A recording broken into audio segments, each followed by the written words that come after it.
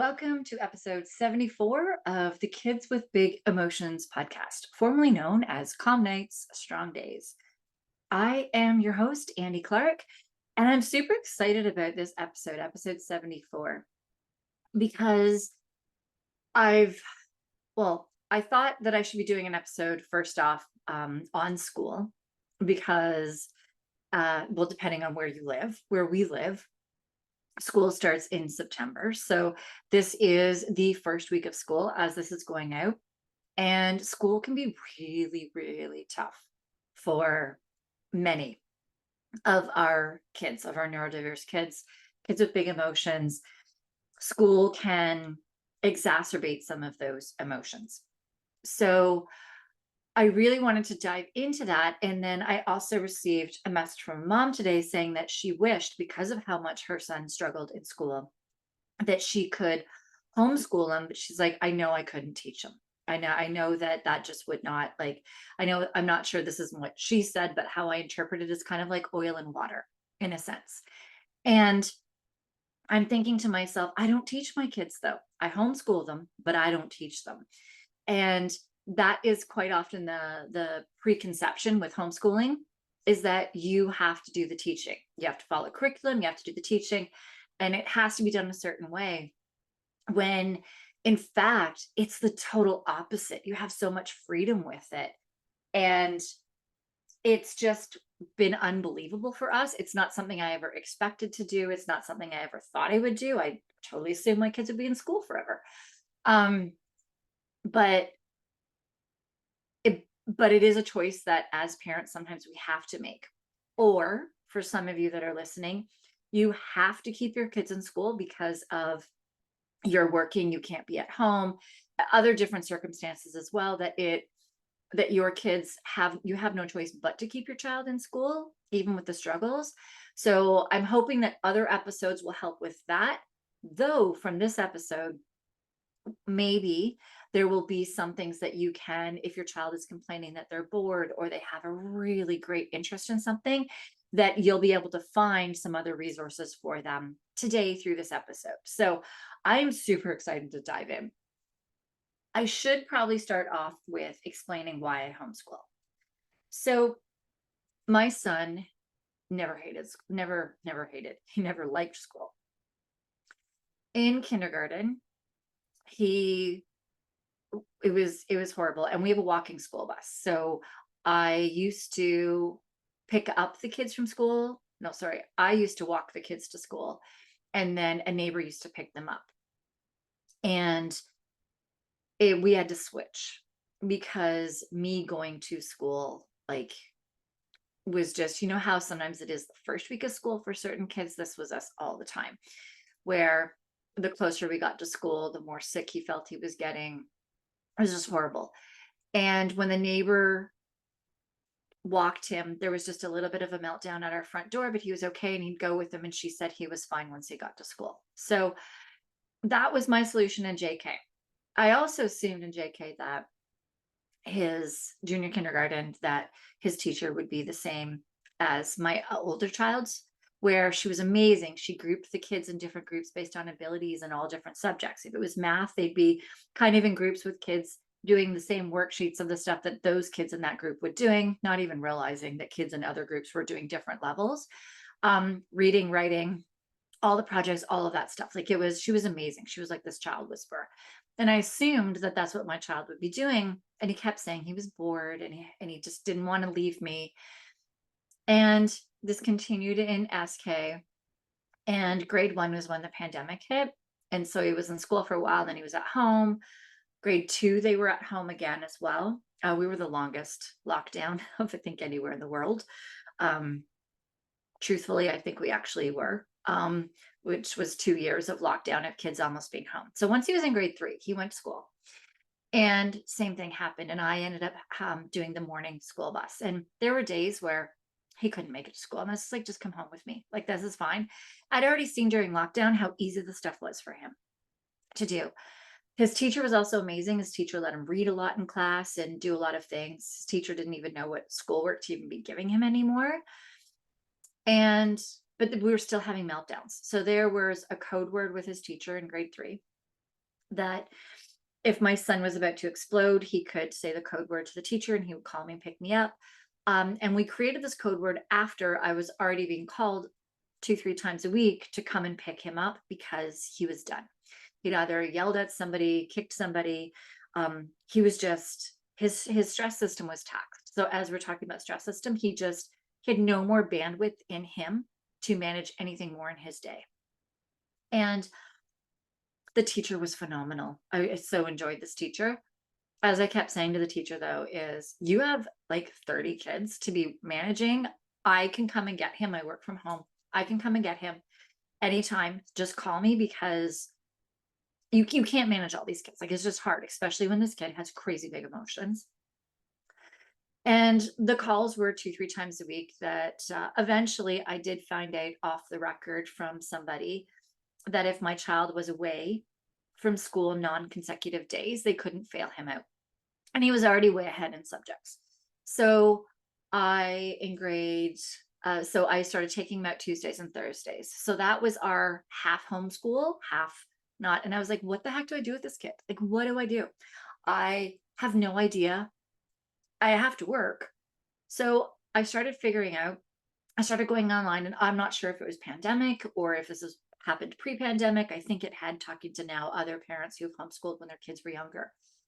There are so many teachers that have left the schooling system that decided, I love working with neurodiverse kids. I love working with autism. I love working with ADHD, or I love specializing in math, or kids that are struggling with learning disabilities in math or in writing, or kids with executive functioning, or I love just solely science and I just want to dive deep into science. Or you have actual people in the field. You have coders, you have all these tech people in the field, you have biologists and scientists in the field, mathematicians that are like, I want to create a program for kids. They may be college professors, university professors that, like, now there's one that is, which I didn't add up to my list. Oh shoot, what's the name of it? Physics literacy no, it's not the physics one. I can't remember, but he goes through all of the elements. Biochemistry literacy for kids. Biochemistry literacy, I'm just adding that to my list. And basically, he is a college level professor, and he has kids that are 7, 8, all the way through middle school and university that's created that come into this program, all those ages together, that they go through every element in the periodic table of element. And they have almost like a Lego kit where they can put it together and break it down. And by the end, they know every element. Eventually, they can get into like medical elements. And I think it is, I don't know. It goes deeper into all of these sciences if a kid really wants to go down that rabbit hole. Like, it is fascinating. And then you also have tech companies that have worked with educators to create tech platforms. So there's all of these things out there. There's podcasts, there's YouTube, there's so many things when we start looking outside the box that our kids can start doing where we don't have to do the teaching. Yes, it does mean that our kids are online. I am going to say that it means that our kids are online more often. But what I found was taking my son out Tuesdays and Thursdays. One of his big things was hearing so much. As if you've listened to my podcast before, you've heard this. He visually and auditorily takes in so much information. It's overwhelming. He hears every reverberation off of the walls, and it's an old school, every tapping, every sighing of a kid, every like smack or sigh or chatter or anything. He hears it all. He sees it all. It becomes so overwhelming that he's almost overloaded before he goes in the school. And so Monday to Friday of him doing that was a lot. That having him out Tuesday and Thursday, he would put his headphones on without any sound in them and do some of the programs that I had for him very happily. But I could not make a sound. It took us probably 6 months or so until I could make noise around him where it didn't set him off. His nervous system was so dysregulated. His nervous system was so taxed, so pushed from just the stimulation of the noise. Plus, as I've learned now, from his executive functioning. He has dysgraphia where writing is very tough. And like he was reading huge chapter books and all of that. He can write words at a university level. But comes to sentence structure, writing sentences out, like giving paragraphs for answers, he would only give one or two sentences and there'd be no punctuation, grammar, or anything. And the teachers would be like, you know, you need to do more. And he'd look at them and go, no, I don't want to. And like, how do you argue against that? He's not fighting, he's not arguing, he's not saying I can't. And because of him being able to read and write already, they missed the fact that, well, what I thought was a learning disability, but I'm now understanding is an executive functioning struggle, is dysgraphia. And so writing anything down on paper, him being able to, the math that he can do. In grade 3, we tested, he was grade 8 level math, but he can't write down or verbally tell you like how he got to the answers. He just knows all the answers. It's crazy. And that's an executive functioning skill, right? Sometimes with lessons too, following too many steps. So it took me, I didn't learn all of this about him right away. It's taken me actually a couple of years of us trying different programs that are out there for different classes, different courses, and seeing that he's getting overwhelmed, or seeing that he can't do fractions, which blew me away. And I'm like, why can't he do fractions? Because he can multiply these numbers in his like sleep. But as soon as there's a line above and below them, he can't multiply a fraction. Like it's just fascinating. He can divide the numbers, no problem. But as soon as there's a line, he can't bring it down to the lowest common denominator. Like, so fascinating. But if you break it down, he can do the step in his head, but he can't do multiple steps, which is executive functioning. So it was once I brought him home that I started getting him different programs that were one step, right? So it's fascinating because Brilliant, which I'll be diving into a lot of, I'm going to every course that I tell you today, I'm going to have linked in the show notes. So don't worry about writing this down. Come back to the show notes. But so brilliant.org, I actually had to fudge his age. I think I put him as age 16 to get into it. I don't know what the minimum age was actually. Maybe it's 13. But it's adult stuff, but it only gives one direction at a time, one step at a time on it. But it's all STEM. It goes into AI, coding, engineering, like just such cool things. And it does it in a way that is visual, that helps your brain work. Like the engineering part is like they'll take a whole bridge and they'll tell you that you have to pull 3 or 4 pins from it, but still keep the integrity of the bridge. So you're learning all about architecture, all about the physics, all about that stuff. And it explains to you why that worked, why it didn't work, but it's all through learning, and you can try it as many times as you want. Angles is like a pool table, and you have to hit the pool ball at an angle to get certain balls in. And it's just all through directions, but it really gets into higher level stuff. It gets into like college level maths and stuff. But it's through one direction at a time, so he can do it, which is fascinating. And he doesn't necessarily have to show his work. He just has to give them the answer. So it works for his brain, and he can start doing things that are academically challenging him while also working with his deficits. So it's just fascinating how, as I was learning all of this, and I'm saying like this was a couple of years of learning. So the first year was 2 days a week. And then I was like, okay, I can do this full time next year. And he's much happier. Once he was out 5 days a week, he was able to start doing extracurricular activities. Before then, he never wanted to leave the house. It was too much noise, too much stimulation, too overwhelming. It taxed his system too much. But once he got that break of Monday to Friday in the house, we started being able to go to coffee shops to work a little bit. He started playing Pokemon with his friends, going out in groups. He actually asked to go start swimming lessons again, whereas swimming has always been it's swimming, hockey rinks, and gymnasiums. The reverberation inside an indoor rink, unbelievable. That kid will swim like a fish for hours in an outdoor pool, but get him in an indoor pool, and before he'd be like, I need to get out of here. I need to get out. I'm going to hit something. I'm going to like I'm going to explode. I need out of here. And it was the reverberations. That once he had Monday to Friday of no audio or visual stimulation, like overload, he was able to actually start doing kid things. Yes, he did struggle with being corrected in swimming, and the perfectionism did kick in. Those are all executive functioning things working through and stuff, as well as traumas. Um, but it's been this huge journey. And so his second year out of school, we started seeing all these sciences and all these maths and all this.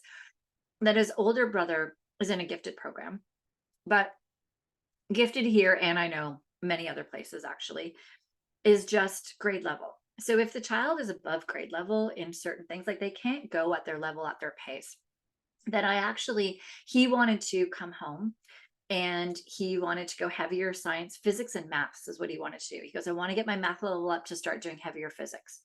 I'm like, okay, let's do this. But we did talk to his teacher first, who is phenomenal. And she said, yeah, I can't, because we're lateral here. I'm not allowed to go above grade level. I can't get him to the level that he's at in certain things.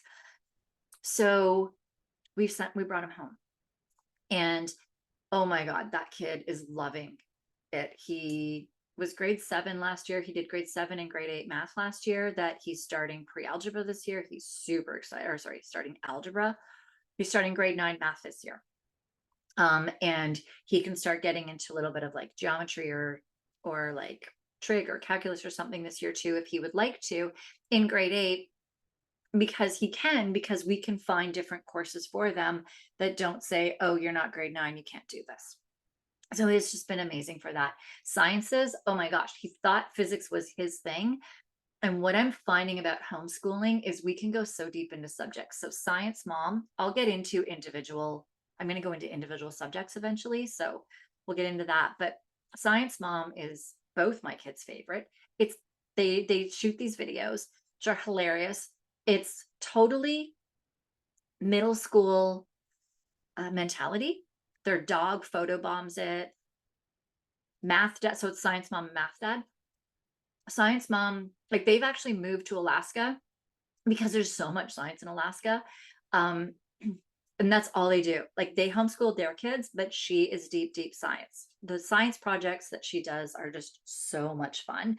We took drops of water at the end of a syringe and used a laser pointer, shut out the lights with a white background, and you can see all of the microbes that are floating. So basically we made a microscope with all different like saliva, dirty rainwater, clean rainwater, tap water, drinking water, like all kinds of stuff. We took them and saw, it was so cool being able to see all of the little microbes just swimming around in there, like super cool. But they took a microbiology class through them. So they have like biology, microbiology, they have genealogy, they have chemistry, they have physics that's broken down into full year. Earth science is free through them. Earth science, they say, is a grade 4 or 5 class. My grade 7 is doing it. The one that I've said is advanced. So this is where I say too, like it's finding the right subjects for them.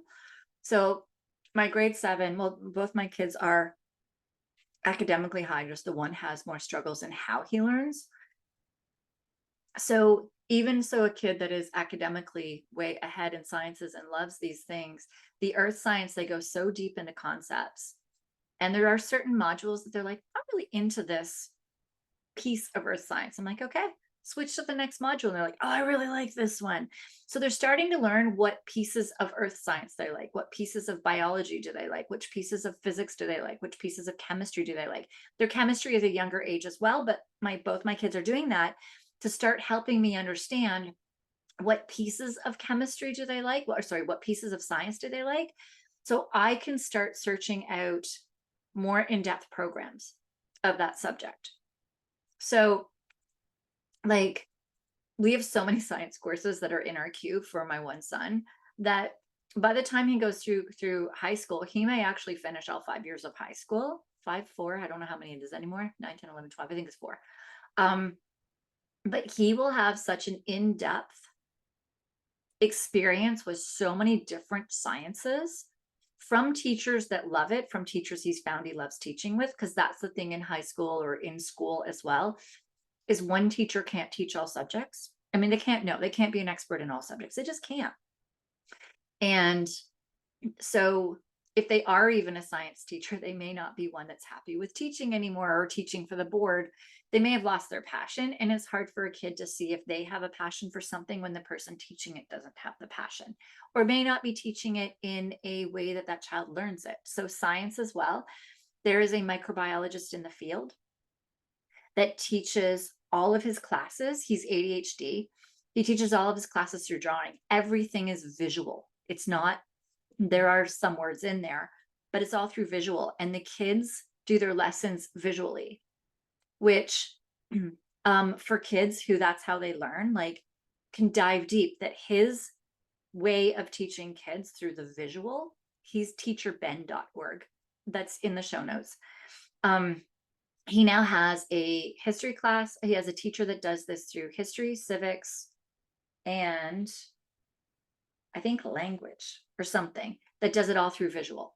So for a child that does struggle with certain executive functioning skills of being able to get words onto paper or take the words and put them in their brain, they do it visually to help these kids. And it's they're high school leveling. History, civics, social, I don't know actually which ones they are, but if you go into teacherben.org, you'll see his classes. So the thing is that we've been able to really, really dive deep into the subjects they want, but not with me teaching it.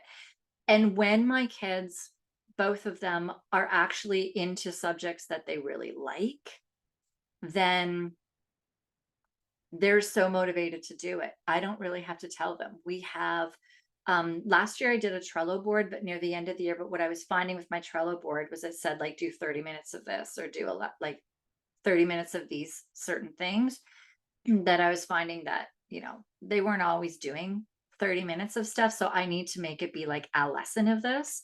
So near the end, I built a spreadsheet out for my one son that basically just had the date and was like, okay, you do, because I already see what he has for biology and physics and chemistry. I'm like, it's lesson 34 of biology, and you do lesson, 41 of physics, and you do one lesson of geography. If he's got a North American and a South American geography class he's going through, and you'll do 30 minutes of your language that they chose, and they get to choose their own language. My one was doing Spanish, but he switched to Japanese now. And the other son is doing Spanish. Meanwhile, they both were in French immersion before they moved into gifted or out of homeschooling. Our gifted program does not do French immersion. So, because we're in Canada, so French is our language, but I just let them pick a language. So there's all kinds of things like what we do for all these subjects. I'll dive into the subjects and different things in a minute. But before I do, so they're both loving it. I did think that my one son for middle school would probably just do middle school and go back to high school. But now that he's already doing high school classes and getting such a deep dive into things, I'm not sure. But that brings us to the social aspect. And that's the question I get a lot. And the thing is that with many of our kids, they don't always connect with their peers as much. Some of them might connect with older kids. Some of them might, or they just haven't found their people. I do know when my older went to gifted, he came home. But before then, kids would ask for play dates and stuff. He goes, nah, I don't really feel like it. Like, he just didn't connect with them as well. But once he got into gifted, oh my God, he came home and goes, oh, I need to bring my Rubik's Cube. We're going to do our Rubik's Cube during lunch. He's like so Urkel. It's hilarious. And then he loves hanging out with this one boy because they sit there and they do math all the time, right? He found his people. And when you have our really cool neurodiverse kids, they don't have a lot of their people in a classroom. So being able to get them, so having my youngest out where he's not in a classroom with kids he's not connecting with, allows him after school and weekends to connect with the kids that he does. My middle schooler can now bike. He has to go over a bridge over a whole bunch of main intersections and stuff in order to get to his old school because it was a gifted school. It's not in our catchment. It's not a walk. But he can bike there now. That we did near the end of his school year last year during lunchtime is the three of us would bike up. The younger one and I would go to McDonald's and grab a sundae and he would go and have lunch and hang out with his friends. So he would go and do that, of which he's saying he wants to do, once or twice a month this year. I'm like, go for it. He can now bike on his own and get there. But what we've done is also found their interests. Pokemon is a big one for us. Pokemon is big because it's full of neurodiverse kids. Oh man, the friends they've made from Pokemon playing the actual card game. These kids, I love when they come to my house. I'm like, I can see their executive functioning deficits and just how they all help and support one another through them. It just always makes my heart so happy. And how they just get into these deep conversations about the subjects that they love. They found their people. They found their people. My other son's competitive curling. He's getting into that. He does a robotics class once a week down the street, and I'm looking into getting him into a Lego, one of the robotics clubs, like robotics teams around here to see. So he'll actually be able to find more of his people, right? And so with that as well, the older one has Discord, and we've made sure that he has the Discord of all of his friends. He just this past week got a phone number so he can text as well. But he sets up times to hang out with his friends too. So this summer, every week he's messaging his friends, do you want to come over? Do you want to do this? And he'll tell me, okay, so-and-so's coming over at this time, and we're going to do this with them. Like, he's actually learning at such a young age to be responsible for planning his own time with friends. He'll message his school friends, and sometimes we'll pick up a school friend after school and bring them to our house or wherever they want to go and hang out. But he is responsible for making that happen, which is so important. And that's middle school. The other one too can do that. He just lost his phone privileges. So he doesn't have access to be asking them. But when he did, he would also be messaging them sometimes, his Pokemon friends, to come over and do things. And that was grade 5 and grade 6. And 4, when he was in grade 4 and out, he was doing that as well. So at the social aspect, I find that it's actually giving them the skills that a lot of kids in school don't necessarily have, because they have these friends that are there. They're just doing things with those friends that are there, even though they may not even have all the commonalities with them, and they're not taking the initiative to make plans and hang out with them. So from the social, we found that it works really well. Now, that being said, there are kids that are very extroverted. My grade 7 did not do any extracurriculars at school. He wasn't really interested in any of those that were there. He does play individual sports. We're very active together as a family, but he was kind of done. It was really loud at school for him as well. He wore loop earplugs at the cafeteria and sometimes even in class in order to help drain out the sound. That adding in extracurriculars for him, even things that he liked to do, was more than he could handle bandwidth wise of the stimulation. It was too much stimulation, that now that he's homeschooled, he goes and does those activities. Like, now he's gone to baseball camp and he wants to join a baseball team. So whereas before he didn't even want to do that because school, he had kind of capped out his bandwidth of stimulation, and he was just done. So yeah, the social has made a big difference, but there definitely are kids that are so extroverted. I do have a friend though that her highly extroverted kid is doing so much better homeschooling. She just has to really work hard to make sure that he does get those extroverted connections that he needs and desires. So his classes are more group classes where he's talking with a teacher, talking with kids. My kids like self-paced. They want to do self-paced where it's them able to go at their own pace, do their own thing. If they have questions, then they do have an avenue to ask them. But my kids are more introverted in that sense. So you can actually tailor that as well to your kids. All right. So with my kids too, this is how our day goes. We have a morning routine. They get up, make their beds, make their own breakfast, clean up the kitchen, clean up their own stuff in the kitchen. They brush their teeth, go for a walk to get 10 minutes of sun in their eyes, which helps reset their circadian rhythms and other circadian rhythms in their body, their sleep circadian rhythms. And it helps to set them up for their day with while they're being on screens. And then they do their breathing. They do a breathing app and then they go onto their screens. I used to give them free reign to start their screens anytime, but I've stopped that and made it 9 a.m. So that way they maybe are doing some non-screen creative stuff. They've started actually working out because I work out in the mornings. They've actually started doing some working out their own in the mornings.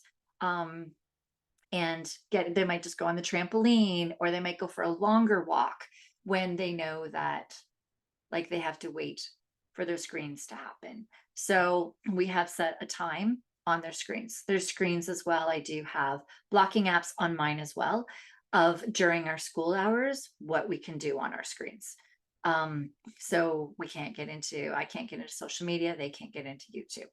So let's just dive. I'm going to do a really quick run through of courses. But as I said, everything will be on in the show notes, every link on here. Because I'm actually going through a list that I have already created. So every list will be there. I will suggest the Homeschooling with Technologies podcast, and you can go to certain subjects. So I'm not going to go deep into all subjects, but like if you want history, they have a whole podcast episode on history, and in their show notes are all kinds of apps and videos and games and all kinds of things that you can do, like for history or math or financial studies, like all kinds of things. So math, up until they are, it goes up to level 5. It's called Beast Academy. It's actually an app, phenomenal for parents. It's $99 US a year. As for parents, you can go and unlock and lock certain lessons. You can go in and see where they're struggling in certain lessons, where they might need extra help and support, or where they are doing fine. You can see how much time they've actually spent on the app. So my one son knows he has to do 30 minutes, and I can see if he's actually done his 30 minutes. He can go in and check it too. So he knows if it actually has gotten to that time. And I can see how much he did in that 30 minutes. So he's kind of learned how to fluke the system a little, but I can say you spent 10 minutes on this one question. And those questions don't usually take you 10 minutes. And he'll look at me and he'll smile. And I'm like, okay, can you give me a little more time on that and actually do the work? He's like, yeah, okay. But that's taken him like a year and a half to figure that out. So yeah, basically Beast Academy is for kids that are lateral thinkers. So even if you have a child that's in school, this may be something that they will love, because it really works laterally their brain on all of the concepts. Really deep dive. It's made for gifted kids that are ahead and brilliant in math, and or kids that are very visual. It's really good for them. And it goes up to, they say level 5. That's not grade 5. It goes up to level 5, which is starting of pre-algebra. There's some exponents in there. Yeah, so it goes into some deeper concepts, and that's Beast Academy. Brilliant is the one that I also suggested. I spoke about earlier. And then we have Science Dad, but don't Google Science Dad, Google Science Mom. Science Mom is where Science Dad's classes also live. Tons of fun. He makes up songs. He sings. It's tons of fun. And they do their videos that they do the same for science, but they also use Desmos, which is a platform that's kind of gamified and interactive for them to do their lessons. And they're a la carte. They're go at your own pace classes, except for the very, very first time that they create them. So they're creating their algebra course, which my son is so excited about.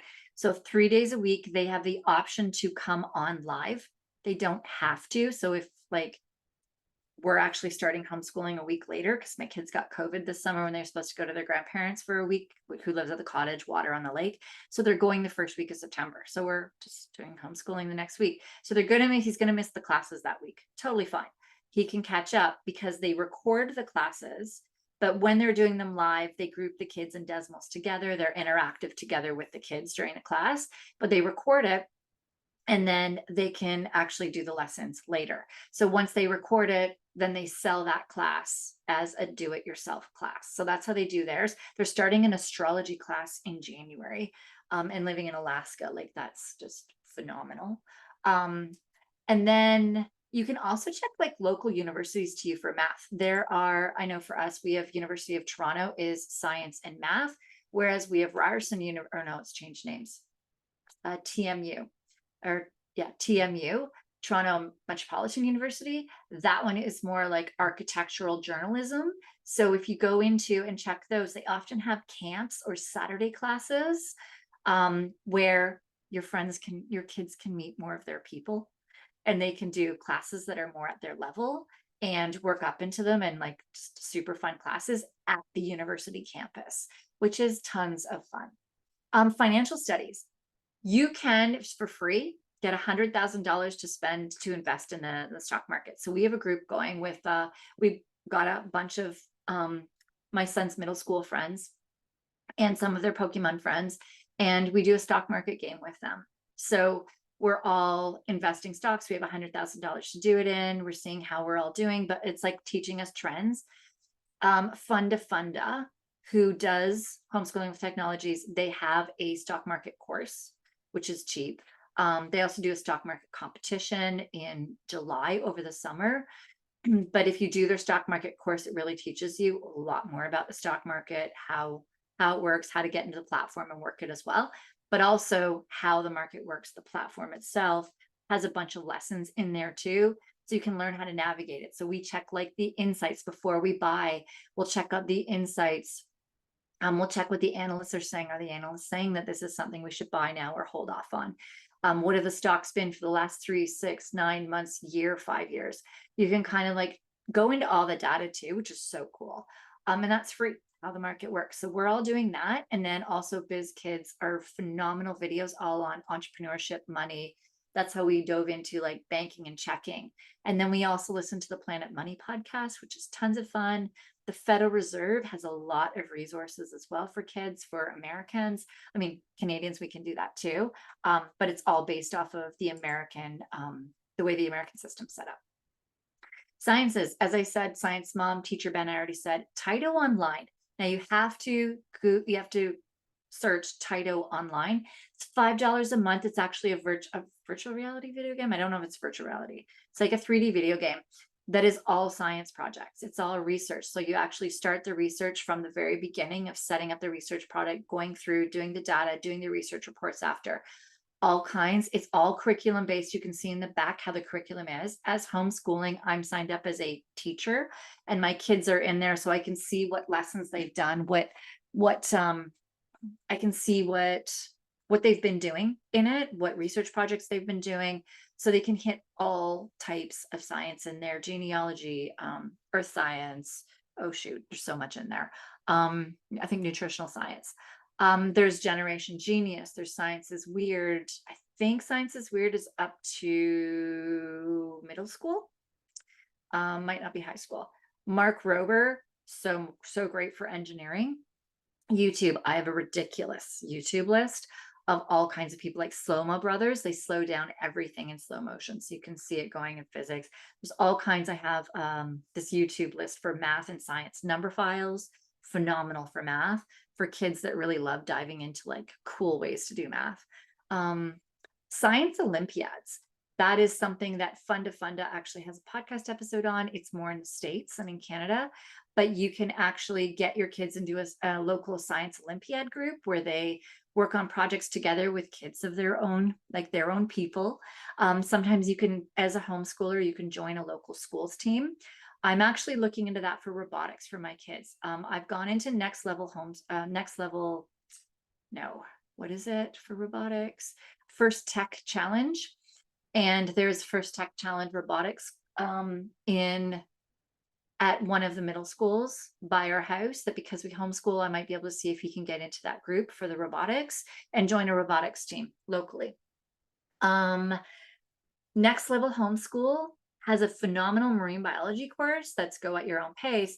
But in April, they do a trip to Panama where you can go for a week and do hands-on marine biology in Panama with other kids that have done the group. They have kids, middle schoolers, high schoolers, um, that go like phenomenal. The NASA website has great things for, I think it's more elementary, maybe some older kids too. Zoo websites are fun. I have a link for cameras of animals around the world, or not around the world, in North America.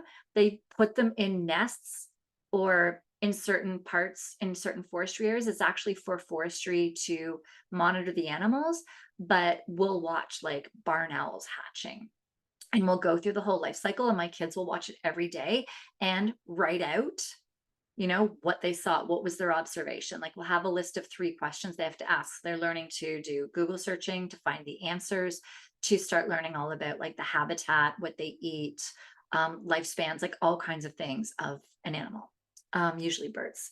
And biochemistry literacy for kids was the one that I spoke of earlier. There's also physics literacy for kids. That is just super cool. Language arts, I'm short on this one, but you can definitely find tons of other resources. Night Zookeeper is an actual interactive game where they do reading, writing, grammar. And then there's Brave Writers, which I hear tons about. I have yet to do it with my kids because that's one thing that I'd have to do with my kids. And so I've been stalling, truthfully. And then like history, social science, geography, a lot of our courses we got through Funda Funda. They sell like 5 for $25 every once in a while. And that's where we got like North American geography, South American geography, a lot of anatomy. And like they can be like partial high school credits for doing them. Coding, there is a hackathon that is, they say, for 9 years and up, that for kids that like music, it puts great, you teaches you how to use Python coding, an app for Python coding that you put the backbeats into music. Our code is free for you to figure out what type of coding your kid likes if you're getting into it. Block coding, scratch coding is where a lot of kids start, and then they move into Python, Java. My son goes to a neighborhood robotics class, loves that. There's First Tech Challenge. There's another robotics one that you could get your kid into, where they're actually doing challenges with groups and hanging out with their kids. Languages, we have a lifetime access to Mondly, and Duolingo is free. And that's where my kids learn their language. So that's kind of like a quick and dirty, probably overwhelming, but all the links are there of like all these courses that the kids can do. There's more as well. I probably should have dove into their spreadsheets from last year of all the stuff that they did do for all of the different subjects. But like, basically, I've had to really, so there's this thing with homeschooling called unschooling, where it's getting you out of the head of the curriculum based and really going kid led. Because if you go kid led, like if you think of adults, when we're really interested in something, we start doing deep dives, we'll learn it. Even if it's something we're not good at, we're going to work as hard as we can on it to get better because we want to learn it for whatever our goal is. And that's how kids are motivated too. So there is a friend as well. She was speaking with a friend who works on the admissions at Harvard, and she said Harvard, Princeton, they actually are starting to take homeschool kids over some other kids because they're finding that those homeschool kids are way more adjusted, which gets me into my next one, which is where my kids are learning how to do the work on their own, how to be self-led, how to do their own research into what they like, what they want to do. Like as they're growing, they're starting to help me research courses. Oh, one thing I didn't mention is OutSchool. I'm gonna write that down. OutSchool. OutSchool is just where a whole bunch of teachers just put their courses. And teachers pay teachers, but teachers pay teachers is usually curriculum stuff where you have to do it yourself. OutSchool is where somebody else is teaching your kid. So you can actually set up your entire class stuff through OutSchool, where you're like, I want a teacher for math to teach, or teacher on coding, and you can find all that in OutSchool. One thing I didn't say as well is my kids do their schoolwork between 9 and 12 and they're done. And then the afternoon we're active. So they don't have to be all day. And if you think about it, at school, they're not, right? Like there's so much transition, there's so many interruptions. Whereas my kids can go in and do a deep dive of a 45-minute video and then do the printouts or the questions for it like in an hour. Whereas in class, that might take you a couple of weeks to get through the same amount of information. So it is crazy how much faster when a kid is into it and they're learning it, that they can actually dive into a lot of this themselves. And they're learning, like, so my son on Wednesdays has an alarm set. He actually came down yesterday morning with his laundry basket and he started doing his laundry. And then it's been teaching him timing and planning, right? He has now learned to set an alarm not on his watch, because once it's done, it's gone, but on his phone, that he snoozes until he goes down and changes his laundry. And then he sets another alarm to know, and then sometimes he'll take a break in his schooling to actually watch TV and fold his laundry. And then he goes back to his schoolwork. So it's fascinating. Like, they make their own lunch and breakfast. They have to clean it up. They plan one dinner themselves a week, which at first was just them picking the dinner. And then it was them helping me decide what food we needed to make the dinner. And then it moved to them going to the grocery store with me to pick it up. And then it's gotten into them helping me make it. I think that's the wrong order. I think it went from helping decide what was in it to then helping me make it, to then doing the grocery shopping. But you figure out, like, plans are adjustable. So that took us all last year to get them to where they're good and comfortable doing that. And then it's really helped them as well figure out how to adjust things. When we have something coming up, they might work ahead and do an extra hour each day on things. Or if something came up, they know the next day they'll do some extra stuff. And then I send them on errands too. They go to the library and pick up books. They'll go down the street and go get, like, cold cuts, or, go get some fruit and veg. Like, they'll go and they're just learning how to actually work their work into their daily lives, into their daily chores. All right, that was a lot. That's how I homeschool. It's different for everyone. There's people that unschool that don't even have any structure whatsoever, and there's people that follow a strict curriculum, almost the exact same schedule of like 9 to 3, whatever school hours are, and follow that. It's different for everyone. If you're having meltdowns, like, honestly, for the first while, my whole focus with my son was making sure he was okay, trying to learn how he would think. He's already, like, academically ahead.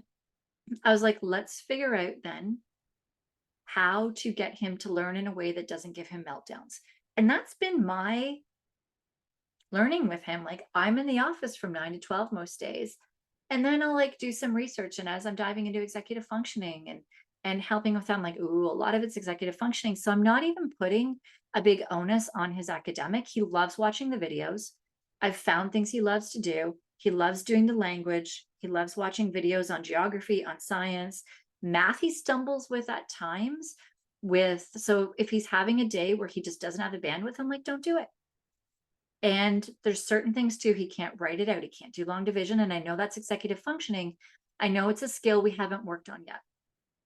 So I'm not making him so upset and feeling bad about a skill he hasn't learned yet or hasn't mastered yet. So we're working on that skill instead.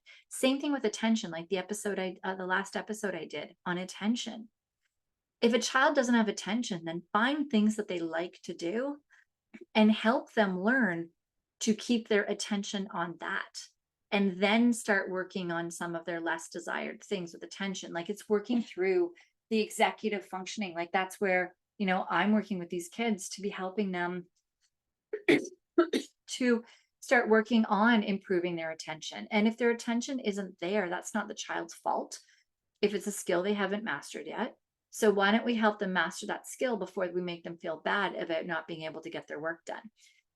Get them to do however much they can in a day, and they'll be successful. All right, that was a lot. I've said that a few times. I am definitely going to let you go now. I'm sure this came up with so many questions. Fire them off at me. And if you have questions about homeschooling, you have questions about anything with executive functioning, you can either go into the show notes and book a 30-minute call with me. You can fire me off an email. My email's there. Join our Facebook group. All three of those things, the links are in the show notes. As soon as you go into them, all of the other links for all of the other things I have put into the show notes as well. And fire all your questions at me. Maybe this has helped you see ways to help your kids go a little deeper into subjects that they can't do at school if they're staying in school.